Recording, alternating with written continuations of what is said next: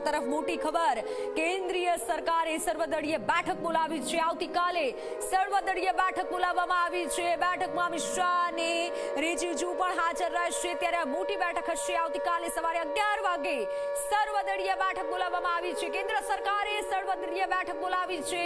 અગાઉ એક બેઠક થઈ ચૂકી છે અને ત્યારબાદ આ હુમલા પછીની પ્રથમ બેઠક હશે.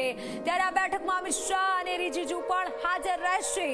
આવતીકાલે સવારે 11 કલાકે સર્વદળીય બેઠક મળશે. કેન્દ્ર સરકારે આ મોટી બેઠક બોલાવી છે.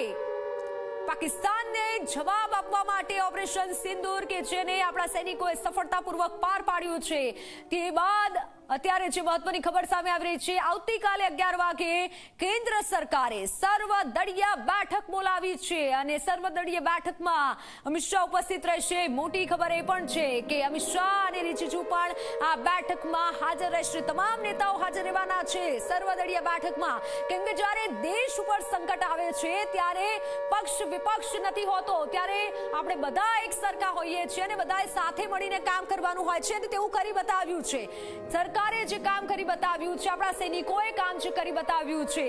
લગભગ 14 થી 15 દિવસ થયા છે અને તે વચ્ચે બદલો લીધો છે પાકિસ્તાન સામે, મોટો બદલો. ત્યારે પહેલગામ હુમલો થયો ત્યારે તમામ લોકો કહેતા હતા કે જવાબ મળવો જોઈએ પાકિસ્તાનને, અને એ જવાબ પાકિસ્તાનને આજે આપવામાં આવ્યો છે. ગઈકાલ રાત્રે 1 વાગે તે જવાબ પાકિસ્તાનને અને આતંકવાદીઓને મળ્યો છે. આતંકિસ્તાન કે જે આતંક ફેલાવે છે અને આપણા નિર્દોષ લોકોને હેરાન કરે છે. ઘણા નિર્દોષ લોકો જેમાં માર્યા ગયા છે આ હુમલામાં, પરંતુ હવે તે નિર્દોષોના જે પરિવાર છે તે તમામને આજે ન્યાય મળ્યો છે અને ન્યાયની જે ઝંખના હતી તે માત્ર 14-15 દિવસની અંદર પૂરી થઈ છે. ત્યારે આવતીકાલે 11 વાગે સૌથી મોટી એક બેઠક મળવાની છે.